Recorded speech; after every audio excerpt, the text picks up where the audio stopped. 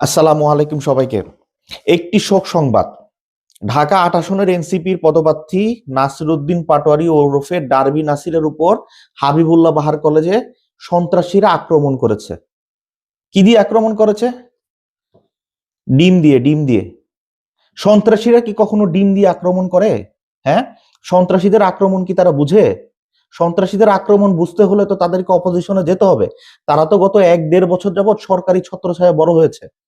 আর তার যে রাজনীতি, সে সারাদিন রাজনীতি করে ওই হাদির হত্যার ইমোশনকে কাজে লাগিয়ে, অথবা সারাদিন মির্জা আব্বাসকে গালাগালি করে। এছাড়া তো তার রাজনীতির কিছু নাই। হ্যাঁ, তুমি যদি এরকম করে, একটা মানুষ ৫০ বছর ধরে রাজনীতি করতেছে, তুমি যদি তার বিরুদ্ধে সারাদিন তুমি এরকম বদনাম করতে থাকো।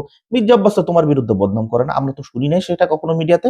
তোমার রাজনীতি, তুমি জনগণের কাছে যাবো সেই আসনে, তাদেরকে কি কি দিবা, তুমি যদি সেখানে এমপি নির্বাচিত হও, সেই কথা না বইলা তুমি সারাদিন মির্জা আব্বাসের নামে বদনাম করতে থাকো। হ্যাঁ, তাহলে কি ডিম খাবা না তো কি খাবা তুমি? হ্যাঁ, এই ডিমের দাম জানো? হ্যাঁ, এই ডিম যে তোমার উপর নিক্ষেপ করায় সেটা তোমার ভাগ্য।